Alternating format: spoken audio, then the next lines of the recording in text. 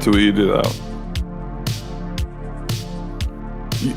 You didn't even see the message I sent you about how you didn't tweet it out.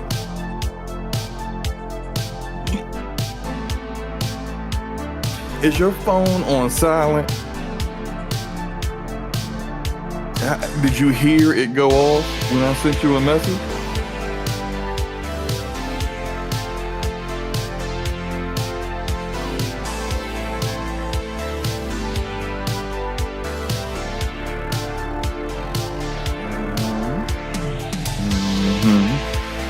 Don't forget to send me the first half of the podcast, because if so, it ain't getting out on Spotify and iTunes. You still got to send it to me.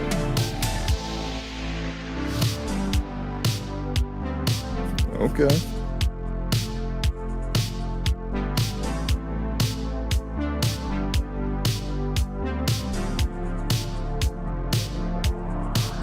I'll do the whole video. It's simpler.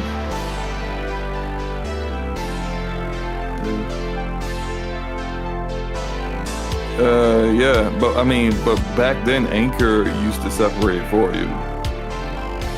They would extract the MP3 file out of the MP4, but now, since Spotify bought Anchor, it's just the whole video.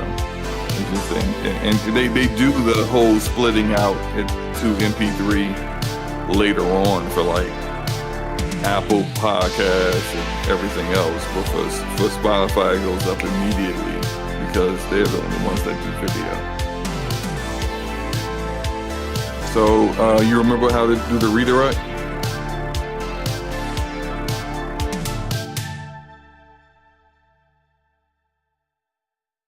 Edit, customize.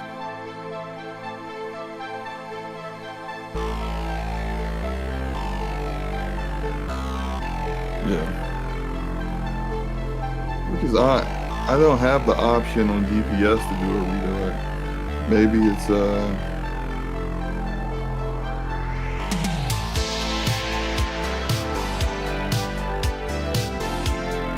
I'm ready. Huh? What are you talking about?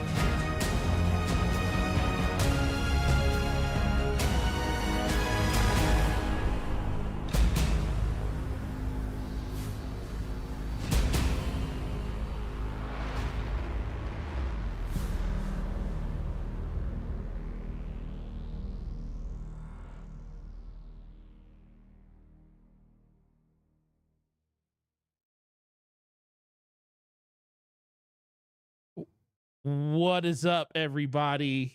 Damage Per Second Podcast, episode 167. 167. It's going to be a great show. It's 167, isn't it? What? It is not 167. Is it 197? 169? 197. So we're jumping up like 30 episodes. 197. I said 167. You said it's not 197. It's neither of those. What is it? Is it 137? 127? 157. Why do you keep adding 7 in there? Because it's a 7. No, it's not. It's episode 165. Is it 65? Oh, okay. So I'm 2 behind. Oh, okay. 67. Woosah. Oh, well, see, listen, Woosah, nothing. Listen, Woosah. I knew it was 150. No, you did not. I just wanted to start the podcast. You're lying. I wanted to start the podcast off the right way. We gotta. This is not the right way. Just like you didn't have any audio coming through your podcast, your stream yesterday. I just wanted you to know. When was that? Yesterday, when you were doing the PlayStation stream, you didn't have audio at the beginning of it because you had your audio was coming through your TV or your monitor because your graphics card update.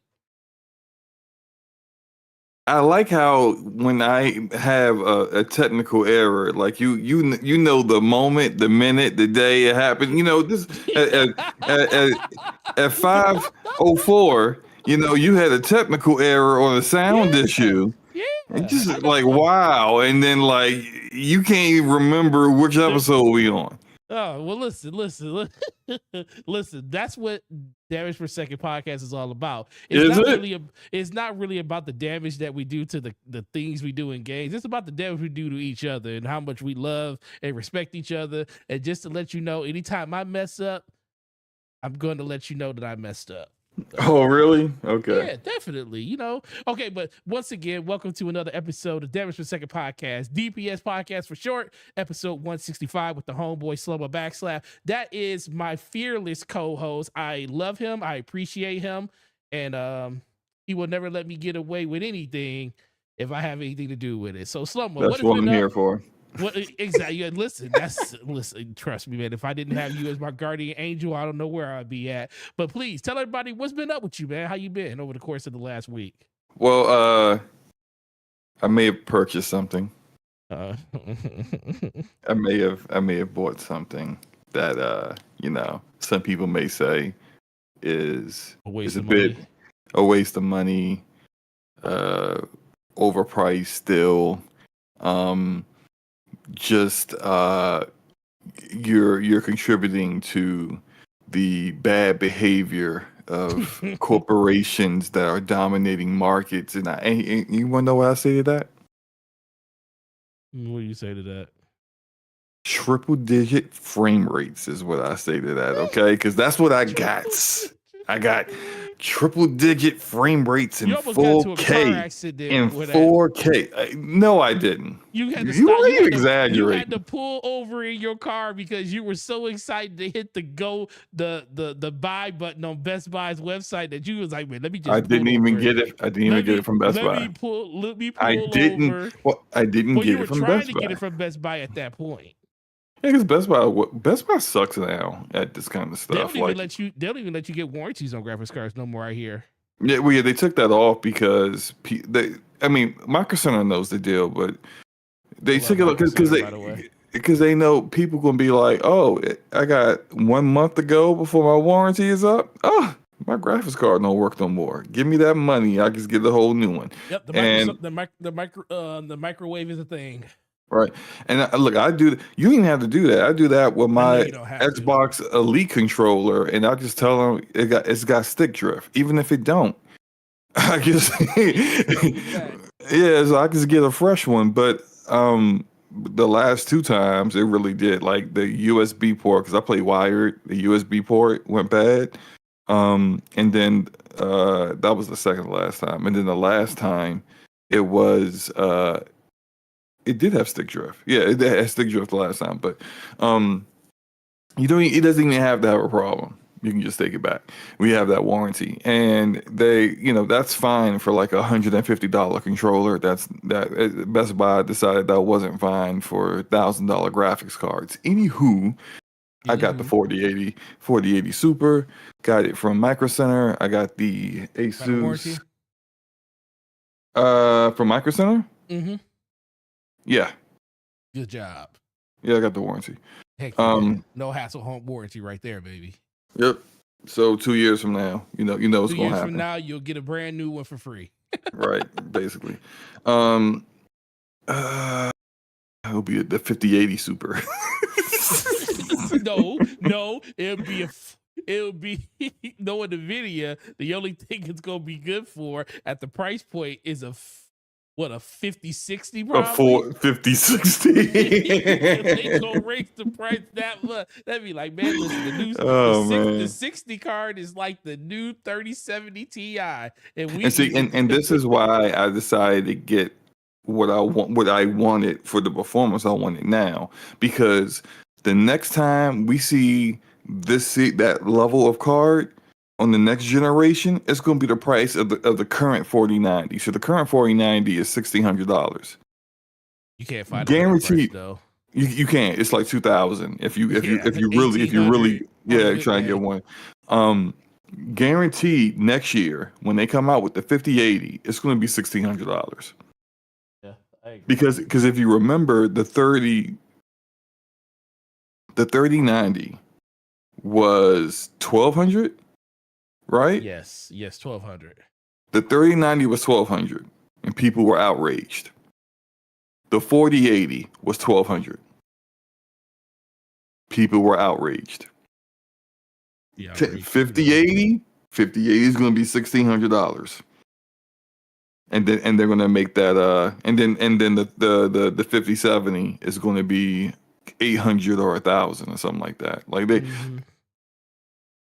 I need y'all PC gamers to seriously give AMD, and I say this as someone who just bought a 4080 Super. Okay, I know that sounds very hypocritical, but I do also own an AMD GPU, and I have bought the Intel GPUs, Arc ones before. And when Battle Mage comes out, I'm gonna buy that as my backup GPU. So I support the market. I need you guys to stop just supporting Nvidia. They ain't gonna do that though. I know, man. It's just like Sony wishes they had the kind of market dominance that Nvidia does. You don't have a screen anymore. I know. I was switching over something. No, Sony does not have the market dominance Nvidia does. Nvidia owns 80% of the market. Like 80% of the market is egregious. True. Sony doesn't have 80% of the console market. They wish they had 80%, but anywho, look, they probably got about 45% of it. 45%. Nintendo probably got another 37%. Nintendo might have more, actually. Now that I think about it, I think they probably do have more. Nintendo might have more. Yeah, we ain't gonna talk about what Xbox got in that console market. Man, we ain't gonna worry about. We ain't gonna worry about that. We're gonna talk about those quarterly earnings, those massive wins they done got for its, but there's a little hidden stat in there why those massive wins were so great. But we'll get to that when we get to it. Yeah. Anyway, so I got the 4080 Super. The Great B Rich says, how does the trade-in work? The trade-in works is you just trade in, bro. Like if you buy the warranty, as long as you're within that warranty period, you can take it back. Yeah, they won't even ask you questions, bro. They won't ask you. They'll just give you the store credit value of what you paid, and that's how it works. Now, anyway, so I got the 4080 Super. My PC twice that way. I have. I can now play Cyberpunk at 4K, DLSS quality, with ray tracing overdrive on. Okay. And if I turn on frame generation, I'm at like between 80 to 85 frames per second. Jesus. So that's where I'm playing it at now. I was with my 3080 Ti. I was playing it at 1440p DLSS quality, with ray tracing on, not overdrive, just ray tracing on high, and I just locked it at 60 because it was smoother. Because it would fluctuate between like 65 to 70, and it's just if I locked it to 60, I had a little bit of overhead and the frame timing smoothed out. I don't even need to do that with the 4080 Super now. So that's good. So I also been play testing a few games I can't talk about due to NDAs. Ooh, shout out to NDAs. Right. I played Grand Blue Fantasy Relink today. The official copy? I mean, the release copy, I should say. Yeah, it came out today. Yeah. Playing it on PC. I'm very early in because today's been a very busy day with work, but it's awesome. It's awesome, and I can't wait to really dig in and start unlocking characters.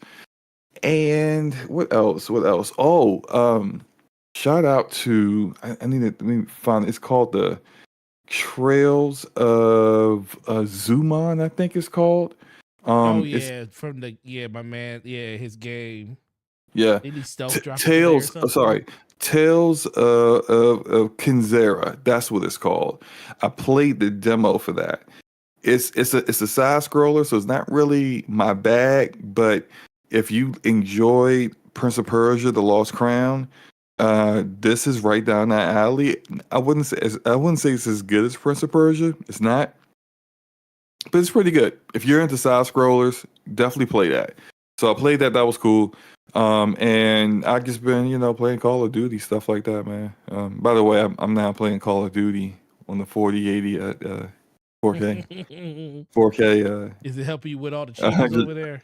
No, the cheaters are still cheating. It ain't nothing to do. Ain't nothing you can do about that. The cheaters are cheating. But and I had somebody came into the store today to buy Zen. I was like, oh my God. Part of me be wanting to tell people I don't have them, but I can't because then I'll get in trouble if somebody wants to report me. Like, he won't sell me a cheating device. I'm like, you should be. Man, people get on my nerves, man. I literally would ask people like, "Why are you buying?" I said, "Oh, what are you using it for?" Oh, and one person actually had the nerve to tell me exactly why he's buying. He said, "Man, I want to be better at Call of Duty." I'm cheating. I said, "How are you gonna be better at Call of Duty, man? I'm about to use aim hack, wall hacks." I was like, "Yo," I said, "You know what? I'm gonna sell this to you because at least like, you told the truth." Like, I'm getting aimbot. Wall hacks, hacks. No, everything. No, because the funny one is always the question when people always. That's how I always know when the people are cheating. I mean, anytime you buy that, I feel like you're cheating. I mean, I don't care like what anything. Nobody's buying that because I like to play with an Xbox controller on PlayStation. Shut up! No, you don't. So I always ask them, and when they'll be like, I'll say, oh, they say, well, what's the return policy if it doesn't work? I was like, well, it's going to work because it hasn't not worked. The only reason it won't work is if you just don't know how to use it. And he's like, then I'll tell him like, well, once you open it, you can't bring it back anyway because we don't return new items, that you opened already. And they'd be like, oh, okay. Were you sure? Having if it's defective, I was like, well, then we'll switch it out for another one. If you can find another one. But it's a whole thing. It's so how funny. much of a bum do you have to be using a Cronus or a Zim and still can't win? It still can't win. Because I think that's the real question. It's like, it's not that it don't work. It's just that you're not good enough. You got every advantage in the world. Got zero recall on your guns, and you still can't hit the broadside of a barn. Right. Just give it that. Your guns. Just give it that, bro. You don't have to reload your guns. It does a fake animation reload in the middle of the clip, so you don't have to stop. It does that? Oh yeah, they have a whole bunch of mods on those things, bro. I was watching. Shout out to Kami Case. He's a Destiny streamer, and I was watching his. He put out a video a couple days ago. It's calling it. He said the Zim. He said the evolution of Zim. This is way too much. And he did a breakdown of all the things you can do with one. And I was like, yo, this thing is ridiculous. Like just the macros you can add to that thing, like infinite bunny hopping and stuff that you be seeing like in Call of Duty or or like in Halo where people are just duck walking all around the map. So that's what that is? Oh yeah. People, yeah. If you ever watch somebody in Halo and you just see them going up and down when you're in a gunfight with them, that's them literally using a macro. I mean, not saying you can't do it natively because you can do it without having to have a macro. But if you see somebody doing it consistently while they're shooting, they're more than likely using a macro on a Zim where it's tied to their. It's doing a macro where it's tapping that button every half a second in order to do it. And it's so annoying because like people could just learn good movement. Be better. Like there's a Halo channel. Crap, what is that guy's name? He's got good content, and he does BKB Dragoon or something. No. This guy, he admits he's not like the best at Halo, but he's very, very good. Oh, it's definitely not the people I'm talking about, then. But this guy's still very good, but his movement he teaches movement in Halo.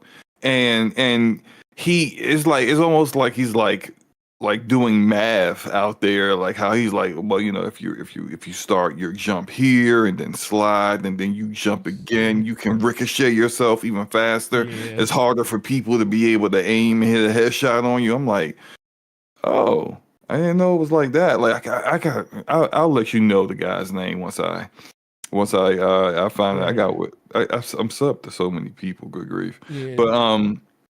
But no, like I find that fascinating, and I subbed to his channel when I saw that because I was like, I want to know how to move like that because I actually want to get better. Like I'm not a bum in Halo. I'm good, but I'm not like the best. And clearly I know that. And I'm like, but anytime I see something that I could work on, I want to like, okay, I want to know how to do that. Not that I'm going to make it like I'm going to change my way of playing the game, but adding a new tool to your inventory of skills in a game is always something that people should be striving for, which is why like I play the games that I play because I want to actually get better at them.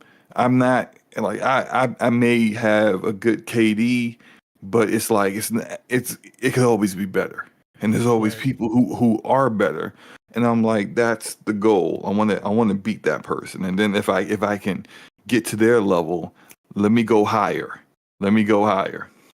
Yeah. The great be rich. Hey, the only thing you need to do, bro, is just tell them your graphics card is just tell them that it's not. Tell them you're having artifacting. Tell them something stupid that they're not gonna check. Tell them it randomly shuts off. Anything like that. It overheats randomly. Just anything you tell them. Just go in there. Just say it's not working and it's doing this, and they'll just switch it out for you, bro. The thing I always do is because I have a backup GPU. I never do it when a new GPU is launched. Like I'll wait. Like I'll do it. Like if I like perfect example when the 5000 comes out, the 5 series comes out for NVIDIA. I'll literally do a graphics card trade up, or I'll say it's something wrong with my card probably about a month or a month and a half before launch. So I already had the money on the gift card. Mm-hmm. So it doesn't look suspicious or anything. And then I'll just run on my old GPU for the rest of that month until, the new ones come out. And then I just go into the store and I buy the warranty upgrade and everything. And in some cases, it's almost the same amount of money because I kind of always stay with the 4000, like the 3070 Ti's or the 3080s or something, or the 8 series or something. That's kind of how you do it. But just be smart with it. Don't try to abuse it because they will stop you from doing it if you kind of abuse it on a consistent basis. But that's what you got to do. But slow-mo. Let's get into these topics, man. Supermassive Games has a brand new CEO. I hope he's better than the co-founders. Yeah, the co-founders were there for 15 years. They basically decided to say that we're tired and we don't want to do this anymore. And we're going to go off and do something else. And they thanked the team, and they feel like that the company's heading in the right direction, but it just seems like for them, this is a little bit too much. What do you think the real reason? I mean, it could be the reason they said, but what do you think the real reason why they're stepping away as the co-founders of the company? I think they're stepping away because they have started. Well, one, it looks like they were acquired by Nordisk Games. Mm-hmm. And I can't remember when that was. That was less than 2 years ago. So it may have been a contractual obligation that they stay on for a certain period of time before they can leave and go off and do their own thing. I remember when leave, basically. Yeah, I remember when EA acquired BioWare, and the co-founders of BioWare had to wait 5 years before they could leave. And as soon as that 5 years was up, they were gone and retired. And so that could be the case. I think that's most likely the case. I think another issue is just that they have started to kind of like Supermassive started out looking like really great. You know, they were a support studio under Guerrilla, working on, I think they did Killzone work and another game. I can't remember, but Until Dawn was their first like, you know, main lead developer project, and they used the Decima engine. We're already familiar with it, and that game was really good, but it's like they haven't been able to achieve the same level of quality since then. And I think it's kind of due to the fact that they've kind of fell into that rut that Telltale fell into. Where The Quarry was their latest game. That's what it was. Yeah, and that game sucks. The Quarry's bad. Yeah, I know you were super disappointed. Oh, it's so bad. It's so bad. It's yeah. I mean, and it's just like the go from Until Dawn to the Quarry. It's like, what is happening here? And then I guess what is happening is that maybe a lot of the core talent has left because we'll talk about the state of play later, but there is a Ballistic Moon, I think, is a new development team that is doing a remaster. I would say it's a remaster, but they literally rebuilt Until Dawn from the ground up in Unreal Engine 5, and they're putting it on PS5 and PC. But I say all that to say that, like, I think they got a new CEO because it's partially they're contractually able to leave now, and the other part of it is if they were doing a great job, I think that maybe the parent company Nordisk would want them to, or try to convince them to stay.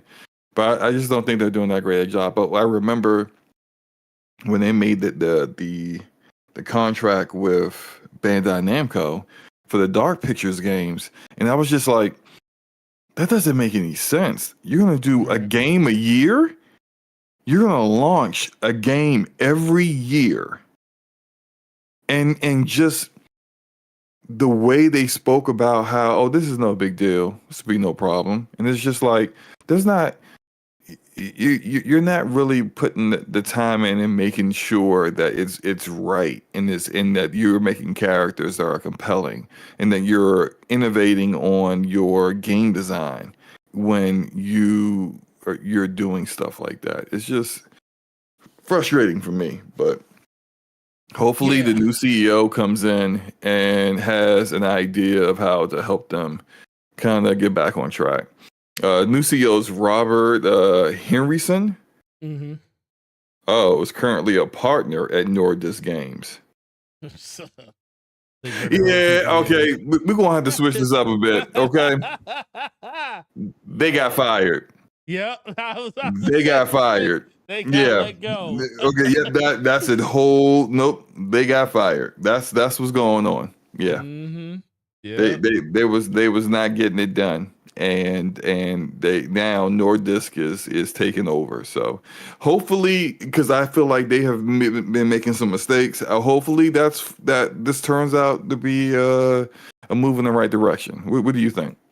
No, I was letting you go, but you literally came to the same conclusion I came to when I read it. I was like, "Oh, this is a hostile takeover for real." They was like, "Yo, we don't need you guys no more. It's time for y'all to move on with your lives." And when you looked at the actual statement by I forget which one of the founders wrote it. When you looked at their statement, it seemed like they were very congratulatory of the team and everything. It wasn't like the typical like, I want to retire and go live on a beach somewhere and spend time with my family. It was more of like, uh, yeah, we just wanted to leave. We're super happy with the team. And they made sure that they mentioned that the about the leadership that was taking over. Hmm. When you hear stuff about people talking about other people and the leadership and stuff like that, I was sitting there like, are you just saying that to try to get the buy-in of the people that are still there to let them to kind of make it feel like, oh yeah, we endorse this move, and this is a good set of people. This is a good person that's going to take over and usher you into the next generation of what gaming's going to be at this company. I was like, yeah, there's a lot of red flags there, and you know Yeah. if they like I said, if they decided like, listen, do you remember when Jim Ryan came out and he was retiring? Did you hear any of this type of stuff? And he was staying on the job he's still on the job right now. He doesn't leave until the end of their March year. is yeah, the Yeah, fiscal Mark. year, yeah. Yeah, he don't leave till then. But you even in his announcement of him leaving, you ain't hear him saying all the stuff that he said and blah this, and he just said, "Listen, man, I'm tired of traveling. I'm tired of living in 4 different continents." And some people looked at it as like, "Oh no, this dude got fired." I was like, "No, dude, literally." This dude told you why he's leaving, and you can't do nothing but believe him because this is all something that a CEO would do. He's tired of that part of the life. And I'm looking at what he's talking, these people are talking about, like they don't even have that's the thing. They don't even have well, they do now have another person in line for CEO, but you didn't see Jim Ryan come out saying, "Oh, the company's gonna be in great hands" and all this other stuff. Like he was being forced out, like he felt like he was being forced to say things that he didn't really want to say, compared to what these guys were saying when they were on their way out. So, no, I feel the same way. I feel like this was something that kind of just happened, and it just looked like with gaming being such of a mainstream thing, you want to be in the eye of all of the gamers and stuff because that's literally at this point, video games and creating them is almost more lucrative than making hit TV shows and movies and stuff right now because it's like a lot of people aren't going to the movie theaters, but a lot of people are still buying games. They're not buying games as much as they were buying them back in 2021, Hey, 2022, real quick, but did it's you get different. the super I was about chat to, and the yeah, member chat? I was about to get them. Chisel 420 with the $5 super chat just stopped by to show support. I'm gonna check out the show during work tomorrow. I appreciate you, bro. I really appreciate that. Erodimus, member for 17 months, back in the 10% wagon. Really appreciate you, bro. And all the support you give us on the channel. That's always a great thing. But yeah, Slomo, I think, yeah, you're right. I agree 100% with that. And it is what it is at this point. But I really enjoy Supermassive in their games and stuff. I really enjoyed Until Dawn. I really enjoyed the Dark Picture games. Like I didn't play them. I watched my daughter because she loves the Dark Picture games. Like I literally was getting mad because I felt like I had to buy They're them a all. bit look, okay, look. Well, Man yeah, of for you, Medan was yeah. good. Man of Man of Dawn was Medan was good. good. Little Hope is the worst. The Lost Hope, Little Hope. What you Little think about Hope's terrible. Devil and Me? Okay, I'm sorry. Devil and Me is the worst. Little Hope is the second worst. And there's a massive gap between Man of Medan, House of Ashes, which is good, and then there's like this huge Grand Canyon gulf of a gap between those two and Little Hope. and the Devil in Me. Like after the Devil in Me and the Quarry, I was about to be like, I'm done with Supermassive. Like I'm not playing none of their games no more. Because the back to back two duds like that, nah. And I was like, no, yo, I'm wasting my money on games I'm not enjoying. And it's not cool. What do you do? I'm for those who be listening to this on audio, I apologize. Forte, why are you just dropping satellites in Battlefield? I don't want to. What are you doing? Oh, that is oh, you see me consistently doing it.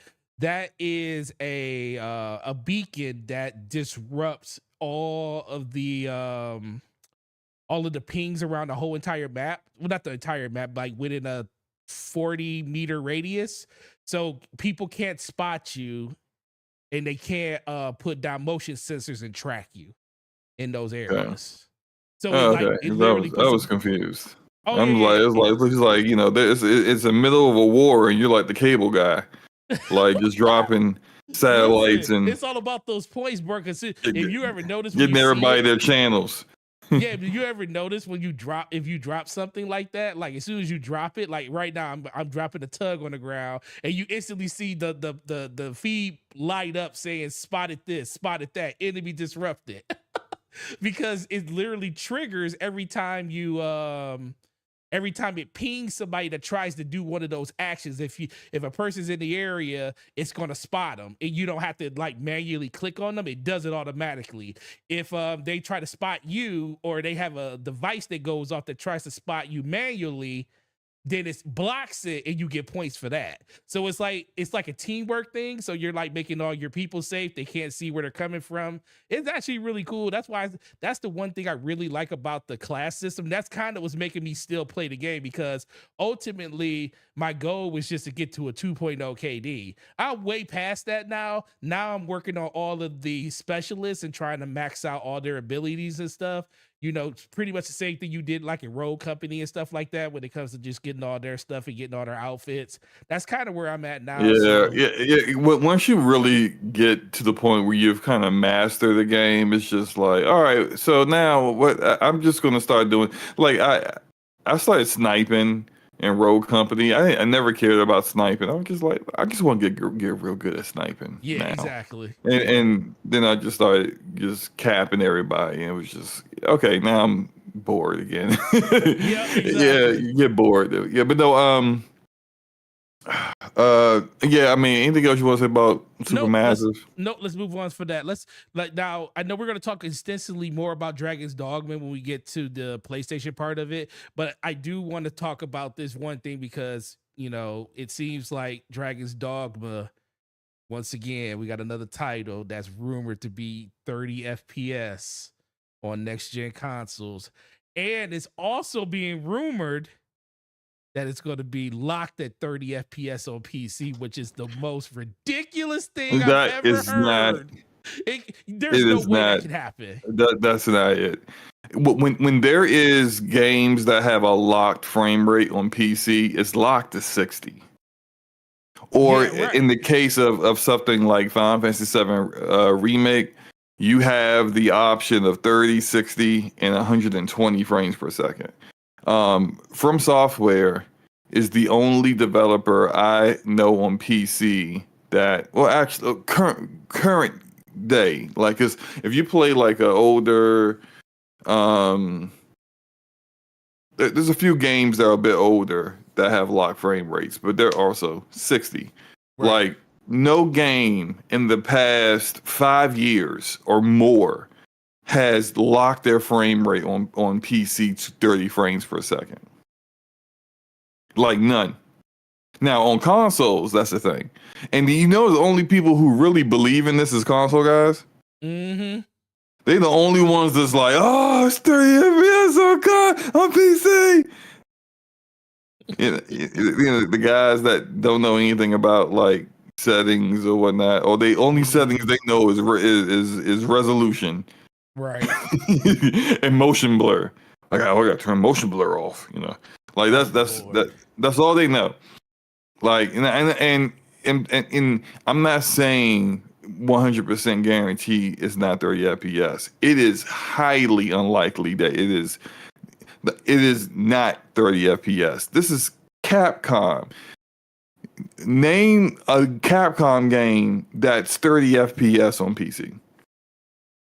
The Resident Evil games are all, have the option for unlimited frames.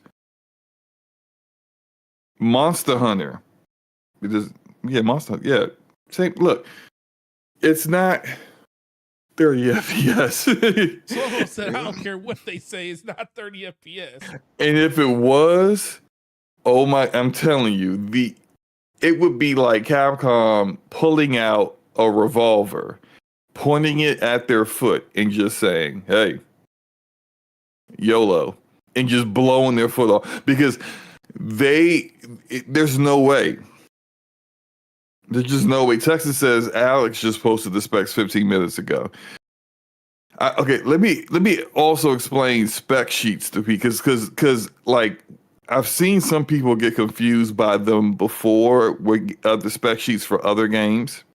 Mm-hmm. It's not like when they say they have a spec sheet, and they'll be like, I'll use Forspoken for example. I think Forspoken showed it was like minimum recommended ultra ray tracing, and it was like the resolutions were there and frame rates. When it says like 1080p 60, it's not locked to 60. When it says 1080p 30 or 4K 30, it doesn't mean that those are your only options. It's telling you to achieve this level of performance, these are the specs that you need to have, or close to the specs that you need to have. It doesn't mean it's locked to 30. Like I saw the spec sheet and I'm like, nothing on here that I've seen says frame rates is locked at 30 frames per second on PC. It shows you minimum recommended. Let me take a look again at what I saw. It had minimum minimum medium requirements, performance. They miss. I don't know if this is real or not.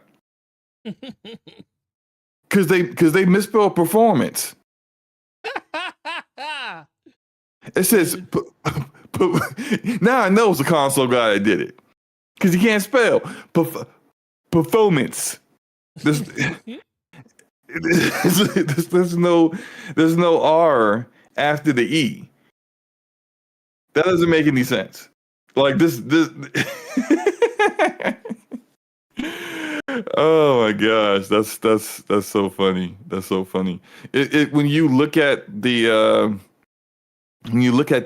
Steam page for Dragon's Dogma 2 on Steam, it says because I looked at it earlier, it said the recommended graphics card is a 2080. And I'm like, a 2080 is still a more powerful GPU than what's in the current consoles right now. So I would say y'all just wait till Capcom speaks on it officially themselves, but the chances that it's 30 frames per second. Yeah. Oh look, I actually, for a second, I'm going to screen cap this, okay, and send it to you. It even says estimated performance. So I'm gonna let me copy this and I'm gonna send this to you.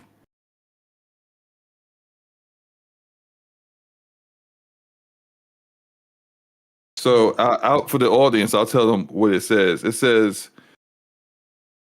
says additional notes.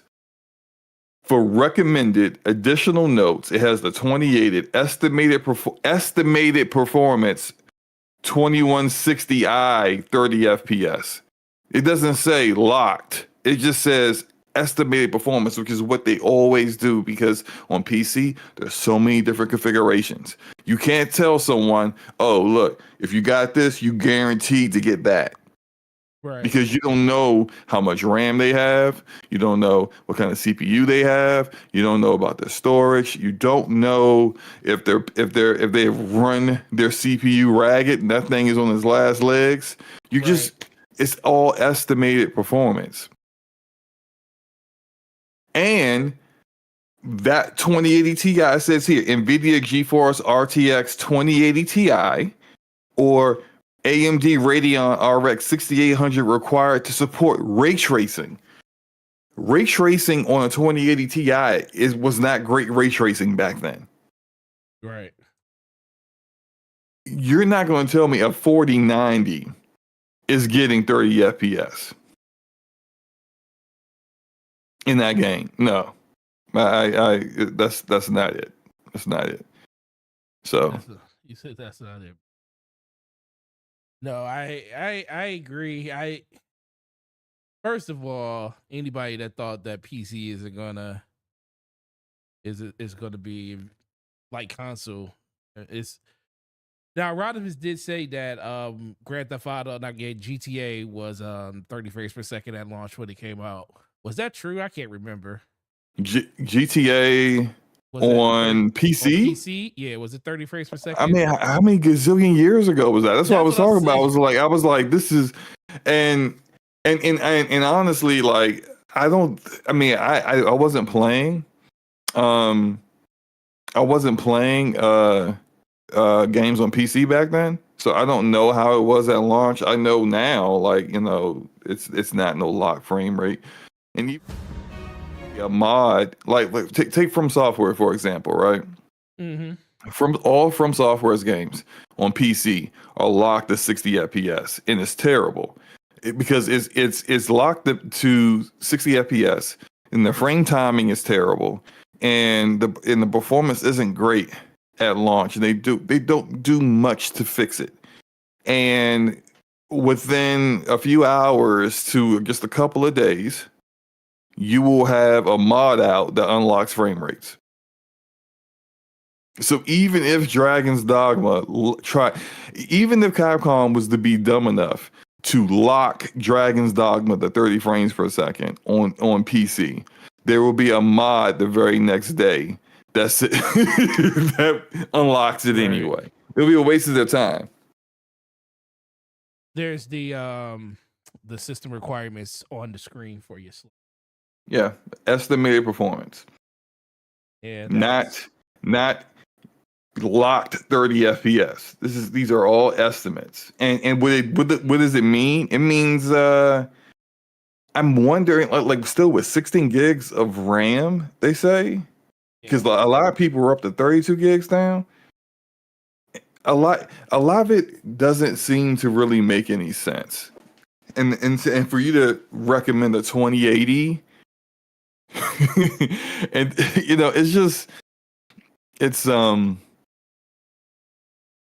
it's funny. Well, there'll be clarifications, and then there'll be, like, when the game comes out, we'll see a lot of people walking this back. I like the additional notes. It's frame rate might drop in graphical intense scenes. Duh. Like, wait a minute, hold up, bro. Like, last time I checked, isn't that the only time frame rate really drops in the game, unless it's optimization? The only way your game is going to drop in frame rate is if there's something on the screen that makes it drop. I don't know. I don't think this is real, bro. Because that was just that, like, right there. That's just too simplistic of a answer for a developer, for me to feel like a developer actually wanted to put that in. Like, why would you? First of all, the game don't come out for another 2 months, so this might be all it's March, right? Right, it doesn't come out till March. So all of this stuff is gonna. I mean, now the tech specs could be set in, but, like, I've never seen Wait a minute. And when do you put 21 dog slow-mo? Slow. You saw that too. Wait a minute, slow-mo. Wait, 2160i. Slow-mo. I'm about to read it, and I was like, wait a minute.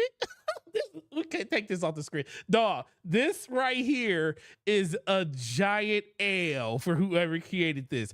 With 21i, 2160i. Dog, get this off my screen. God, get off this subject. Jesus Christ. We'll talk about this no more. Anybody that said, dog, I swear to God, I'm gonna roast anybody. This is why I was like, it's just this is a narrative that has been created by console warriors who are mad that the game is locked 30 FPS on consoles. And they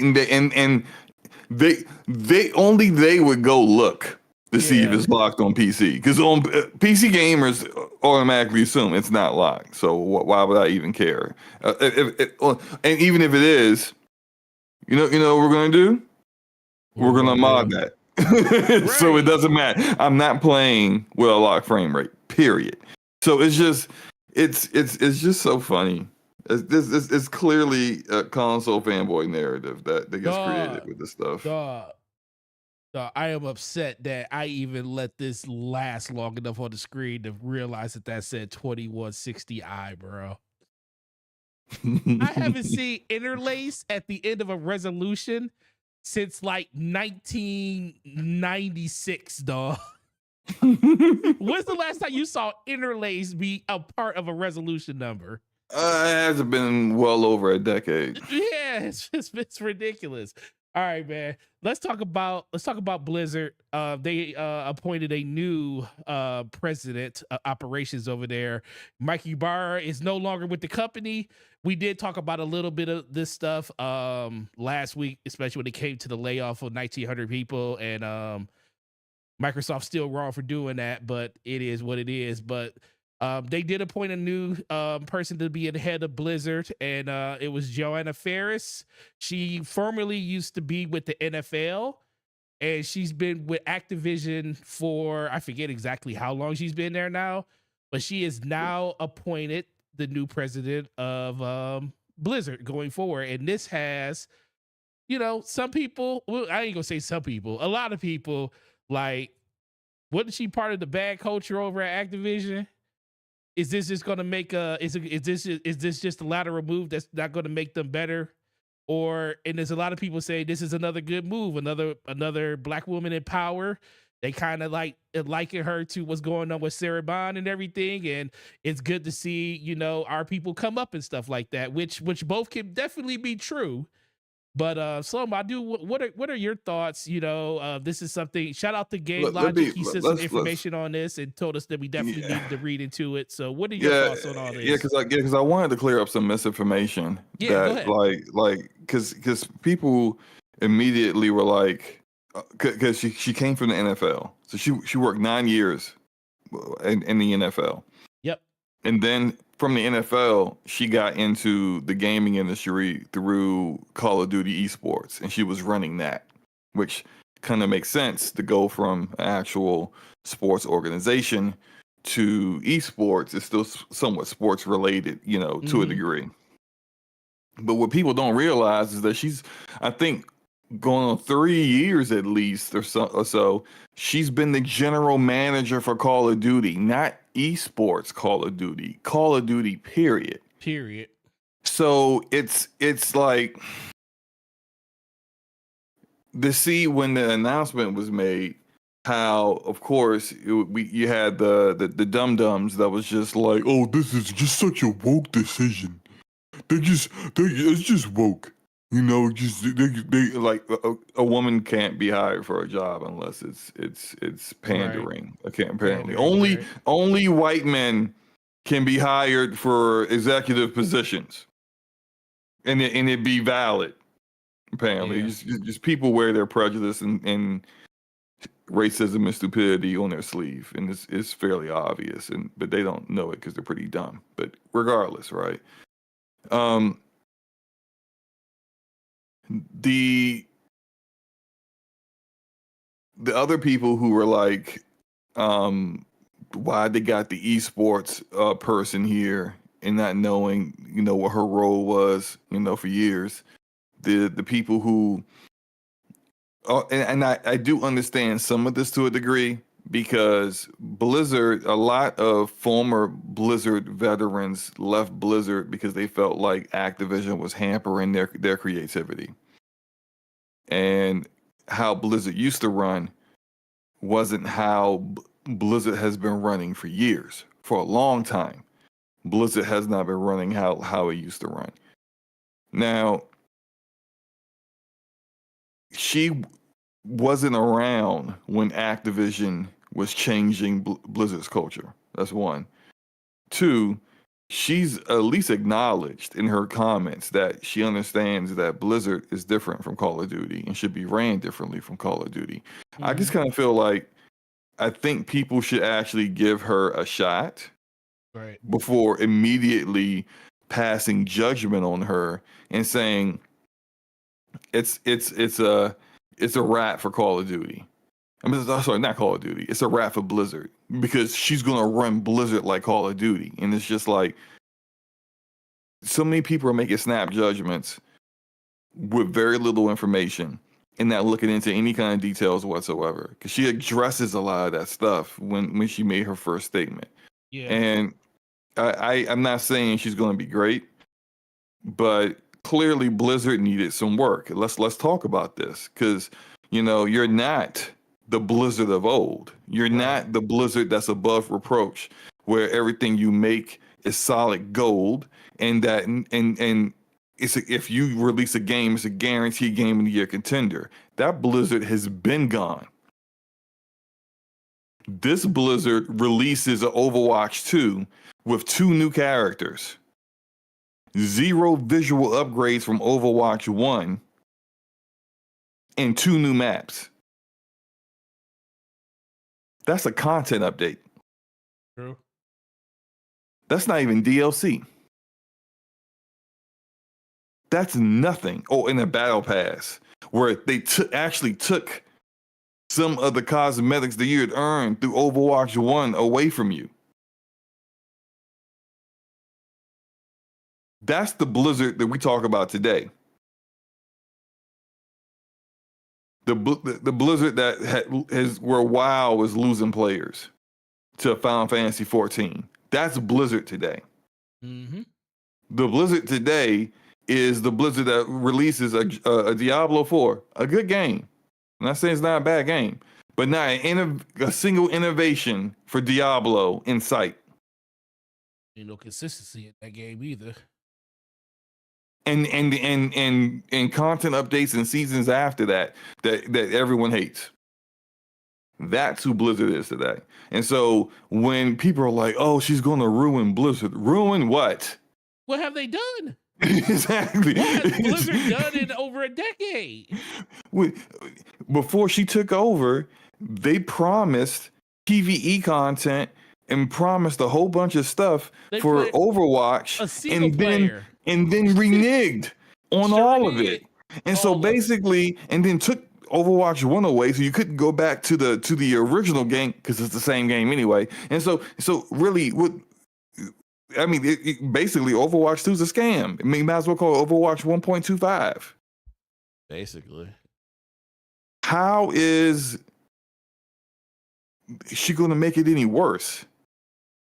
They had a game that was in development, a survival game that they were speaking highly of. And look, every developer that's working on a game is going to speak highly of their game. We see it all the time. We saw it with Naughty Dog. They was like, "Oh man, I wish you guys could have seen this. The Last of Us Online. It's the best multiplayer." But shut up, bro. Ain't none of us are never going to play. You can say whatever you want. You can say it gave you the biggest Woody in the world. It changed your life. Your IQ got like 10 points higher by playing it. You can say whatever you want because ain't nobody ever going to play it and call you out on it. So just save that. But Blizzard devs, this survival game is going to be so great. And did we get the details of the survival game? Y'all switching engines back and forth. 6 years in development. You not even in production yet? What? What? This game's is need another 3 or 4 years. Got double the staff just to get it out by 2026. What? We need to go back to Unreal Engine after we switched off of it? What?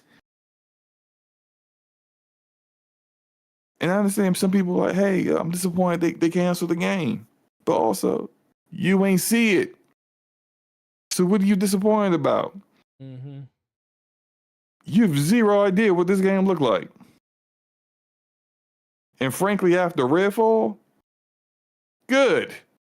Cancel these projects. There are transitional projects, and they're in development hell. Just cancel them because they should have canceled Redfall. Canceled it. Now I don't agree with them laying off the entire team, over 100 developers that were. I mean, like, look, you could have just reassigned them to other stuff like they said they did. But still, this is. I went on a tangent. I apologize. What I'm saying here is that you gotta give. You don't have to do anything, but it would behoove you to be a little less judgmental on people and just give them a shot to do the job that they've been assigned to do. You know, like a lot of people were upset that Mike Ybarra got moved on. You know, I don't know what official term they want us to say about, you know, someone who said they're going to have to drag me out. But, you know, I haven't seen too many developers who work with Mike Ybarra defending him. I've seen a lot of, like, Xbox fans talking about how they wish Mike was still in that role. I haven't seen any developers saying, oh, no, this is such a loss for Blizzard. So, just you know, food for thought here. That's all. What are your thoughts, man? It just seems like, and the bad thing, and the thing is, you really don't know. You don't want your own personal biases to like come in, be involved in the overall conversation of it, because if you look at it, it just seems like gamers really liked and loved Ybarra because once again, he was a gamer. He was somebody that was, you know, consistently out there playing games, talking to people. You know, you could go to when Mixer was still a thing on the Xbox, you can go on Mixer. He was keeping that thing alive over there, streaming by himself and playing all types of games. He was mostly playing PC games at that time. But I think a lot of people just like the allure of who he was and what he did when it came to a gaming conversation. But if you look at the developer side of it, the developers aren't coming to his aid and his back like the gamers are. And maybe there's a reason for that. Maybe, I mean, trust me, I guarantee you the developers and the people that work closely with him over the course of the last 5-6 years, they know more about what's going on with Ybarra than we do. So if they're not all choked up that he's not there anymore, then that kind of speaks to that narrative that you're talking about. But it also just speaks to the point that, you know, the developers, especially this generation, are very, very much more outspoken with trying to lift each other up because it is a hard industry to be in right now, you know, especially what you're talking about, a bunch of layoffs happening, people being attacked for their work when it comes to the things that they're doing. You know, just think about what Larian Studios went through just because they put out a game that was basically a 10 out of 10. You had developers coming out here trying to crucify them, and other developers was out here like, nah, man, what you talking about? You just need to be better. You just need to be better. So it just lets me know that it's not the fact that these developers are just trying to, you know, bury and tuck their heads in the grass and stuff. It's just the fact that, you know, they maybe think it was probably the right decision or it's not something that they're heartbroken over. But it's just kind of hard for gamers to separate themselves from something like that when they actually like somebody. And I get it, but Yeah, But when it comes to her, I go just ahead. find it odd how, like, I mean, like, we're gamers, right? And we play Right. games, and that's what we enjoy. This is our hobby. But like, just because I'm a gamer and I'm a fan of a particular development studio that makes games, doesn't mean my opinion holds any weight on the value of executives, the value of like their job performance. I don't know those things. I don't know what his annual evaluation from last year said he needed to do this year. You know, I don't know any of that information. I don't know how his meetings went, how his leadership is. I don't know if he just delegated all his work and didn't actually do anything himself, or I don't know, maybe he just like we don't know any of this information. Right. So when people just like based off of very, very limited information make a lot of snap judgments, what I'm saying for the most part, from the information that we've been provided, I'm like, hey, let's see how this plays out. Right. Let's give Johanna the opportunity to do the job, because otherwise it's like, I mean, not that we have a choice in the matter. No, yeah, right, But right, like, exactly. otherwise it's like we're making all these judgments with, Mike got done wrong, okay, based on what? Johanna can't get the job done, okay, based on what? It's just like it's so weird to be having just to see people so black and white and definitive in their thoughts and opinions on things with almost no information on what's happening. So Right. I just yeah, and to finish it off, I think a lot of people just need to just understand that just because a company's ran one way doesn't mean everybody underneath that umbrella was complicit to everything that was happening at the company. very true. That's and that's why I'm saying giving her a lot of people that's looking at it like, well, she was there during all the stuff that was going on at Activision in a higher role. So She wasn't. exactly. She's not. She left. Dang, what was it? What year was it? Yeah, what year was that she left the NFL? I have to take a look at it, But but it but wasn't. that's the thing I'm talking about She wasn't there for all that. yeah, that's what I'm saying because people just see her in this position and they just assume like wasn't she there? They don't even do any research to like say like no, she actually wasn't there during all this. But that's why I say I was talking to in this thing I was talking to Brap earlier today on the phone and the biggest thing I think this community has a problem with is parroting the thoughts of other people. I don't have a problem with people going out and having and listening to their favorite content creator. Like I don't have because I know you guys like people in the chat right now. You guys listen to things that we have to say, and I would hope that you actually really appreciate the things that we say in the takes that we have. But I also hope that you don't take our stuff as gospel and just spew it like as the gospel of what we said and you treat it as your own. I would Hey, expect well, somebody to go look. I would expect somebody to go to the internet, the most used thing in the world, and use that as your entry point to see if our thoughts and your thoughts align with each other. And then you go off and do what you need to do, but you need to have your own facts in line before you start parroting other people. And I think hey, that's the look, biggest thing we need to work I on. don't know about the rest of y'all, but What's that? my Oh takes, Lord. my takes are the gaming gospel. Okay, okay. Jesus Christ. Yeah, they are the gaming gospel. So you can take my takes. Spread the good news. Oh my God. I'm kidding. I'm joking. So Deli says he takes our opinions as facts. Brian D says you guys are very rational most of the time. I would like to know. You Appreciate said that. I appreciate that because most of the time is more than I expect, and I appreciate that. So, I want to know what the times that we were irrational. Maybe it was something that Slow Mo said in a podcast one time. He was like, Why "This me? dude done lost his Why mind." not you? I mean, it could have been me too, but I expect you to It probably crucify is me. you. Well, I expect you to crucify me, and I'm not gonna crucify myself just to do it. So that's what it is. But Slow Mo, got anything else you want to talk about when it comes to Johanna? No. I think we nailed it, man.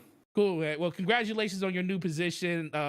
Much love and success, and let's hope that you continue the success you've been doing with the NFL with Call of Duty since you've been there, and let's keep Call of Duty heading in the right direction now. Moving on to the next topic: Xbox and physical media. So we didn't talk. We talked about the closures, the 1,900 people that got let go, but it's specifically they pretty much closed down their entire division of physical media production, meaning Xbox, for the most part, doesn't have a division that really deal with that anymore. Now, Jess Corton did come out with a article talking about that a lot of this stuff could get outsourced, including the making of physical media. The one thing I will say, and I'm gonna turn it over to you, Slow Mo, being a person that works in the game store and sees how much physical media we actually get when it comes to just Xbox in general, mostly first party, is almost non-existent. This has been, I think this has been something that's been kind of happening already for a long time with Xbox. They're Right. finally just starting to pull the plug on it. Because I can tell you right now, outside of probably just pre-orders on games like Starfield or Redfall or something like that, I can count on probably one hand, maybe two for Starfield, how many actual copies after the game release that I saw in retail store. And it just seems like that's kind of direction Xbox is going in when it comes to like Forza Motorsport. I haven't seen barely any copies of Forza Motorsport in the store when it comes to something like that. Now that could be the part that Xbox has really put their flag down in the digital market space, especially when it comes to Game Pass. Maybe companies just aren't ordering a lot of Xbox games anymore. But the fact that you don't have any, for the most part, in a store is the thing that kind of makes me feel like this decision was kind of made a long time ago, and they're finally making a move on it, because we all know you don't just up and decide to like let go 1,900 people. That's Mhm. kind of a rollout that you're kind of planning when it's going to happen. And that's why I think it was kind of tied into the announcement of Microsoft becoming the wealthiest company in the world, because they wanted to offset that news with this news, and it just happened to be a really good PR move for them when it came to like financials and stuff. But I do want to know, what are your thoughts on that about physical media pretty much being non-existent with Xbox, and do you think that they're going to outsource this, or do you think this is literally the countdown to where Xbox isn't going to do this anymore? I don't think it's just well. I think Xbox is most likely to go that direction before They'll be the the first, competitors. right? But like you could kind of see with the way they that PlayStation did the refresh of the PlayStation 5, where you know you don't have to have the disc if you don't want Hmm. it. It's really one model that's being developed with the detachable Blu-ray player, and and that's an that's an option for a reason. So if you want disc, if you're all about disc, get the one that still has that detachable disc. But for them, it's easier to be able to just make one model and then also make a detachable Blu-ray for that one model. And it wouldn't surprise me at all about like 2027, 2028, whenever the new generation starts, if the PS6 is sold without the detachable Blu-ray player, and Hmm. now it becomes an accessory. But well, I like physical games. All right, well, here, go buy that Blu-ray player. Hmm. It's every year digital slowly takes more percentages away from physical as far as what's sold more.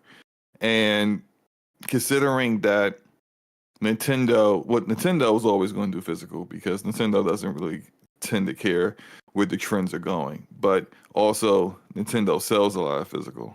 Right. And PlayStation definitely sells more physical than Xbox does. So this really is, I think, the reason why Xbox is seeming to go in this direction is for two reasons. One, they're not selling as much software as their competitors are, and just the overall trend of where this is going. Because eventually, everything's going to be digital one day. I mean, I'm not putting a year on it. I'm not saying it's going to be 2029, but there will be a time where it's just going to be all digital. Yeah. I mean, on PC, it's all digital. I can't think of what's the last physical game I bought.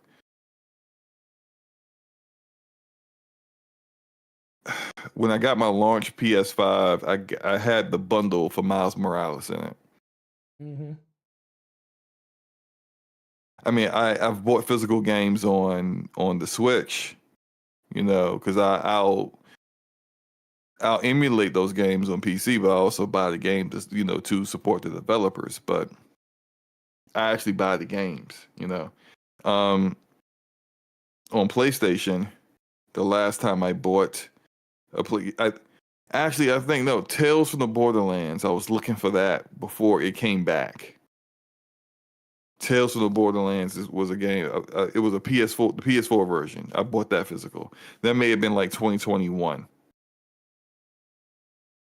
And yeah, so I don't think that it's that. And I know that that's anecdotal. That's me, but there are a lot of people like me that just like, hey, I'm just gonna pre-order my games through the store, through the PSN store, through the Microsoft Xbox store, through. I don't really think people do that often on Nintendo, but it's simpler. It's more convenient, than getting in your car, driving out to go see Forte. And even though Forte may be a very pleasant employee, and can get into gaming conversations with you and make you feel good about yourself when you walk out, that's still time wasted and gas wasted for the same end result, which is you're still playing that game. And I think, as you said, you see how the trends are. You see how much actual inventory of games that you got. You understand the financial straits that your company has been through. If physical was popping like that, GameStop would be just fine. Right. But it's not.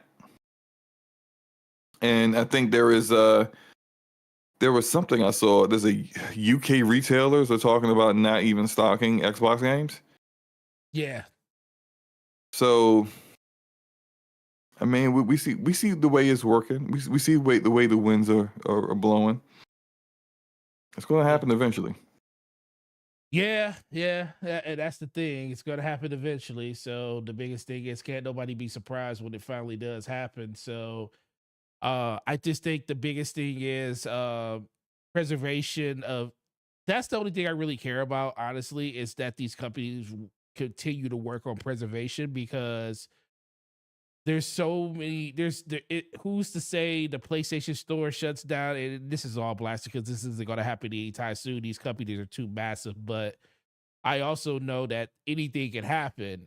And what happens to these libraries, especially in a digital ecosystem, where if you don't have them hoarded on a hard drive somewhere and you can't re-download them because the server is no longer no thing no more, what happens to all your games? Right, and also something that like this has been brought up in the chat, and I think it's a relevant point. These companies want digital. Look, I know I'm digital, and that's for my convenience, and I don't care about everyone else. Right. But they also love to see me being digital and want more people to go my route, because digital games don't go on sale as quickly or as often as physical games do. Mm-hmm. When we typically see a game that, like, it could be a decent quality game, but it didn't sell well, 2 weeks later we see it at half price. That's a physical. It's usually physical that's half price. Right. Digital will get there eventually, but oftentimes it takes a little while to get there. And plus, you got with physical, they got the box, the case. The disc. I mean, the case for I don't know how much that costs. The disc doesn't cost anything. The disc has just got like a digital key that says, "Hey, here's your license. Now you can download your game." Because, like, I mean, you're doing the exact same thing that people who just buy straight digital are doing. You're just the full game isn't on the disc anymore. But all that said, like, you can get those games cheaper. You can trade games in. Especially if you're just trading in Nintendo games, the value they hold is awesome. But Right. it's just the way the industry is going. Eventually, I just kind of hope that, like, we gamers on the console side of things start really kind of pushing for some of the things that you see PC gamers have, because, like, a game. Let's take what's a game that's coming out recently that's going to be on PC. We're just talking about Dragon's Dogma 2. Dragon's Dogma 2, okay? Before Dragon's Dogma 2 comes out, there will be websites that will be selling it on discount. I mean, official copy of the game. It's not like, a pirated copy or something. They'll have, like, the pre-order. The pre-order is $70. They'll have it, or $60. They'll have it for like $55. After the game comes out, there's other sales for the game, and you got stuff like Humble Bundle, where you can get like a collection of games in a genre, or a collection of games for a particular developer, all for like a really, really cheap price.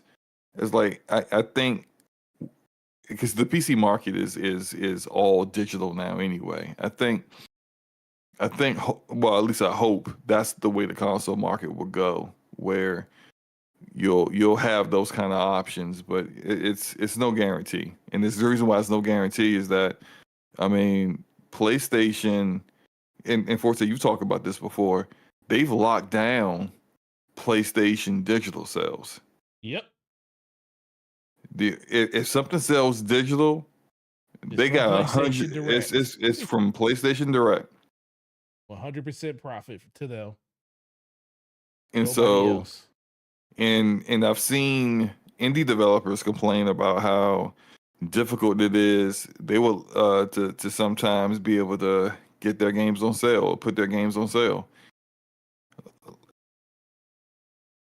I think that that's for a reason. Right. And Yeah. and we're gonna have, I think there will be a time where that's gonna be a big discussion when it comes to digital storefronts and the lack of sales for things on the console side of things. Because, I mean, honestly, why is a game the same exact price for me to just click a button on my console and get that game, to someone actually buying a physical copy? That had to be shipped there. That had to be, like, it had, like, even though it's just a digital key, that stuff had to be put on every single disc. There's a lot. I mean, I'm not saying that's super expensive per copy, but that's more expensive than the digital. Yeah, it is. And yet they're the same price. I actually sold They're the same price. I actually met a person that bought a PlayStation today, and he was asking, like, the differences, and I was like, it's literally just a disc drive. And he's like, oh, okay. And he asked, he said, well, how much are the games? I say, which one, digital or physical? He said, the digital ones. I said, oh, the same price as the ones you buy in store physical. And he was like, really? I said, yeah. I said, if it's a brand new game, you ain't getting no discount. I was like, the only way you'll get a discount is if you wait for some type of sale that kind of happens on the system to do it. But day one games are the same price. And I think the only thing that kind of makes, I think the thing that makes me kind of just question the whole digital only thing, and I'm with you. Most of my games are digital, because there's a lot of games that I buy that I know I'm never going to get rid of, so I just buy them digital. But if I knew is a game I'm not going to probably just keep playing, I'd say, dude, I want monetary gains to get some of my money back. But I always tell people, I was like, well, if you want to look at the benefit of digital and physical, always look at it as with a digital game, with a digital system, you can only buy for one person. The only person you're buying games from is Sony. You can't buy them from anywhere else. You can't borrow them from your friends. You can't do any of that stuff. You know, you can't, it's like you're locked into an ecosystem of purchasing from one person and one person only. If you get the one with the disc, you have the option to do both. You can do whatever you want, buy your games wherever you want, borrow games wherever you want to borrow games from. And usually that kind of is enough to like sway people's thoughts. But then some people like, you know, like yourself, Slow Mo, the convenience of just downloading the game and reinstalling it if you have to and not having to leave your house. That's a very powerful allure. And guess what? There are more people like you out there than the people that will go to a store and buy a game. And there'll be more people like me as the time goes on. As the time goes on, the scales keep tipping in not my direction. I don't care, but in the Right. digital direction. In a digital direction. It'll just keep tipping that way. Yep. Cool. All right, let's move over to the last topic before we switch over. Xbox currently earnings report. Shout out to Xbox, man. We all knew this was going to happen. They closed on ABK, but this is some of the stuff that actually came out on it. They talked about it was a 49% increase in gaming revenue. 61% of that was inside of Xbox content and services, with a 3% increase in Xbox hardware sales over the course of the last quarter. 44% growth in Xbox cloud gaming compared to the previous year. They also announced that Microsoft Gaming has set new records across console, PC, and mobile devices. Satya Nadella has confirmed a figure of 200 million monthly active users in the Xbox division, highlighted that the success was driven mostly by the acquisition of ABK. Slow-mo, do these numbers even shock you? No. Even a little bit shocking. Not even a little bit. It's exactly what I expected it to be. Not that like I'm like, you know, psychic or anything, but I assumed that once the numbers for ABK started to get added into the numbers for Xbox, we were going to see dramatic increases because ABK makes money. They make a lot of money. And the one thing that we didn't see a dramatic increase out of is the one thing that definitely isn't going. We're not going to see the impact from ABK for it for a while, you know, and that's the hardware sales. So like that was only a 3% jump, and if you think about it, that was from the time period of October to December. That's the time period. That's the holiday period. That's Black Friday. That's Christmas time, right? That's all that stuff. That's with them dropping the price of the Xbox Series S to $150, dropping the price of the Xbox Series X to $350. And what did you get? You got 3%. That's concerning if you are an Xbox, Microsoft slash Microsoft Gaming, you know, executive that is actually invested in trying to get Xbox working and people buying Xboxes. Like you did a $150 cut for both of your SKUs, and you could only eke out 3%. So imagine if they didn't do those sales, how would that look? And that turned out to be, I think, if I recall correctly, from Circona / MPD. Yeah. Last December was the best December they've had in like a very, very long time. I mean, if you look at the on the screen, it's a little stretched out because I made it fill the box. But if you look at the very bottom line, it tells you what Xbox content services plus current services have done every quarter going back to 2022. So 4% in quarter 3 of 2022, negative 4% in 2022 in fourth quarter. First quarter, negative 3, down 12%, up 3%, up 5%, up 13%, and then a massive 61% this quarter, which is number one in all of Microsoft. This is the thing I was trying to tell people. This is why you see Microsoft making the moves that they making now, and you're gonna see them making even more moves because they officially now see what Call of Duty and ABK can do for them financially, like for that division financially. Remember all of the other quarters, Slow-Mo, where they always tied the Xbox ecosystem in with the they would tie it in with the cloud and all that stuff would be under the same thing. Did you notice that they actually went ahead and separated this for this one? Yeah, because they proud of that. They like, look at these numbers. Yeah, it was always tied, cloud and everything, Azure, all that stuff was tied in together in gaming. It was all under cloud.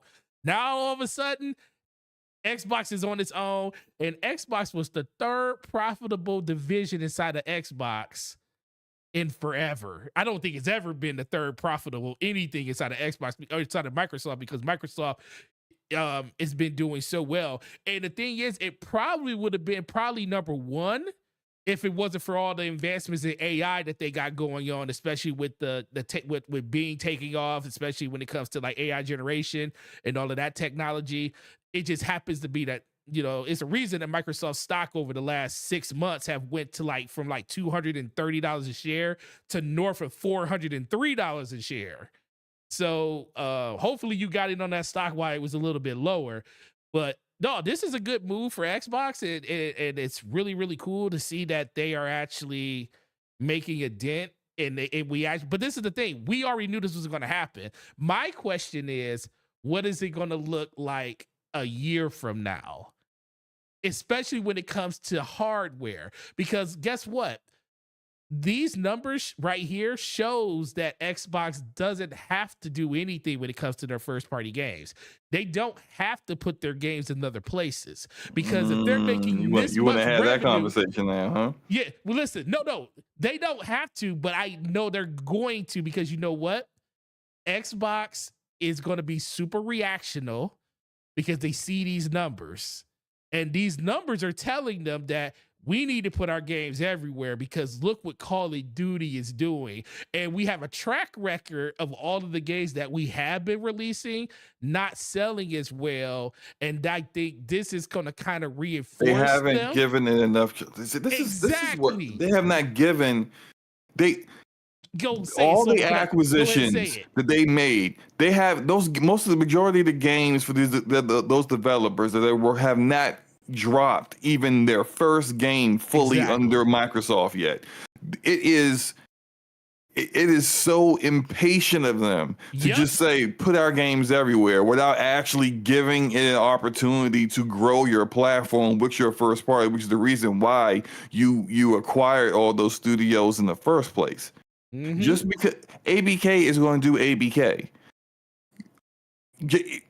if they think they're going to get ABK numbers from Xbox Game Studios putting their games everywhere, they're foolish. Mm-hmm. If they think Hi-Fi Rush is going to be a massive seller on other platforms, they're foolish. And the residual effect of that, of what it does to your platform, it's going to be irreparable, because you can't put that genie back in the bottle. You can't change the narrative that's out there. When you decide we're going to put Hi-Fi Rush on a Nintendo Switch and PlayStation, if you make that decision, what that says to the PlayStation or Nintendo Switch gamer who saw Hi-Fi Rush and was like, oh, that looks dope, but that's not enough to get me to buy an Xbox. But then maybe they see Fable and they're like, oh man, so now that's another game I like. Still not. I mean, that's 2 games. I'm not getting it for 2 games. But then if you, with all the content that you got going, we saw that Dev Direct, they got 4 games they drop in this year, all first party. Next year, probably going to have, now the content's coming. Now you're now providing reasons to invest in this gaming platform. All those reasons go down the drain if you put one of those reasons on Hi-Fi Rush. I'm sorry, of Hi-Fi Rush on another platform. Because what that says to them, whether it doesn't matter how they craft the message, it doesn't matter if they trot Sarah Bond out here on the June showcase to explain it, and she's trying to break it down. Oh, well, it's just some games. Some games that we have, we're going to put on other platforms, but then, other games we're just going to have just here, and it's just a time thing. None of that's going to matter. Because for the person that was almost going to buy an Xbox, they're going to say, all right, I'm good. I'll just wait. I'll just wait for that to show up on my platform, on my PlayStation, whether you tell them it will or not. Because we have precedent. Games that you at one point said would only be where Game Pass exists are now coming to places where Game Pass don't exist. Yeah, and I agree 100%. I think patience is the thing. They need to let these. I think they need to. I don't mind if they put games like Hi-Fi Rush or smaller games like that on other platforms, because especially if they already been out for a while. But I feel like giving these studios a chance to turn around the fortunes of what Xbox has been going through when it comes to a gaming, surplus. I feel like that is something that is kind of owed to the Xbox community, because you guys have been taking their money or taking our money over the course of the last 2 generations or generation and a half, and haven't really lived up to the prize of having the most powerful console 2 years run or two generations running, and having gamers really take advantage of that. So, I don't mind them putting their games in other places, but I do think when it comes to everything, because that looks like the direction that Xbox wants to go in, and I just feel like these numbers are kind of going to show them that, hey, if we could do it with this, we could do it with anything, and that's not the case, because one is not like the other. One is not a $1 billion franchise that releases every year. I don't even think your first party games will even equal to what this one game does every year. So using that as a litmus test is kind of foolish. But with that being said, guys, we're going to move over to the other channel. If you weren't here last week, it worked really well for us. We're trying to get the viewership and the subs up on the DPS channel, because at some point we're going to transfer everything over there, and the podcast will just be in one place. But we definitely want to grow it to the minimum number that we need to get it to first. So we are going to redirect everybody over there. We're going to put the link in the chat. It also will be a button inside of the chat once we end this stream that's going to redirect you to the DPS channel. So Slow-Mo is starting that up as we are speaking, and we are about to move over there. Just let me know when you are ready, Slow-Mo. All right. But first of all, we really, really appreciate you guys. We're up to 50 people here, so it will be lovely to see all 50 people over. The last topic is going to be about the state of play. A lot of opinions on that one, because there's a lot of people that thought it was like a 1 out of 10, and there was a lot of people that thought it was like a 8 out of 10. And, of course, the truth always lies in the middle. So we're going to break that down and talk about that over there on the other channel. But make sure you hit the like button on this stream. Make sure you subscribe over here, where we do a lot of Xbox topics and stuff like that. And I really, really appreciate everybody coming through and hanging out with us as Slow-Mo takes his sweet little time. Yeah. My OBS updated, and I did not tell it to do that. And so now there's like another extra step in there that kind of confused me, because I was just like, why? Got you. Yeah, why? So you can go ahead. You should be able to start to see the ability to redirect in a moment. So yeah. No, this whole process has been interesting. But I'm glad that we're starting to see the growth on the DPS channel, and eventually it'll all be together. It'll all be just a full podcast, all on the DPS channel.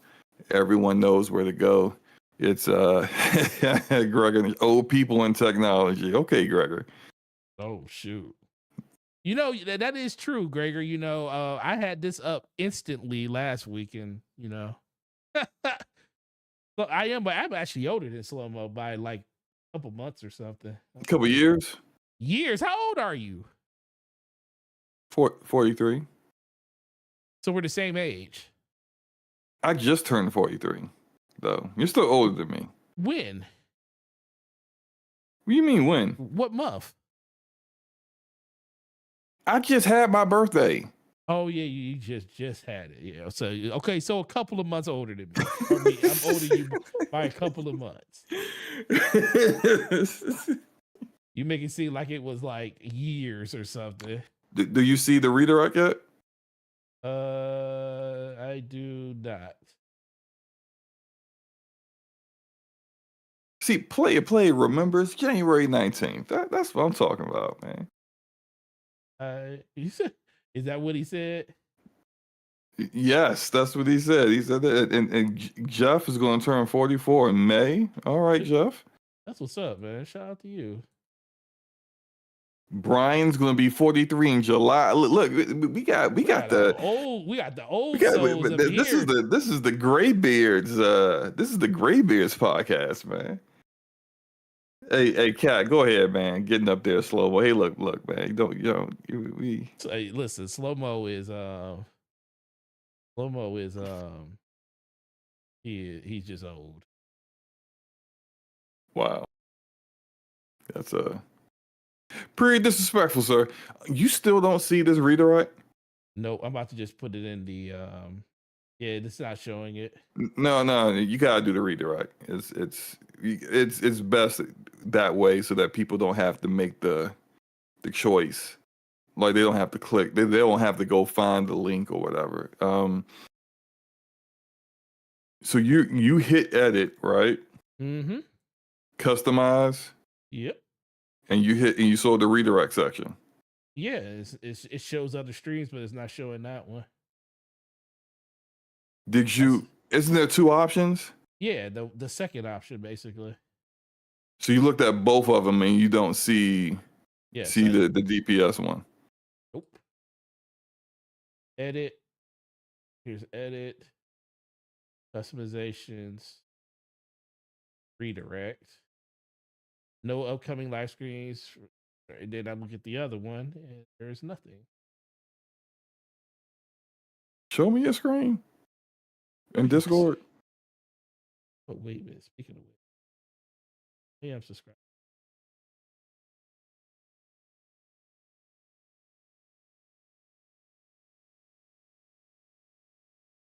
Sorry, y'all. So we're trying to get a little technical difficulties going on.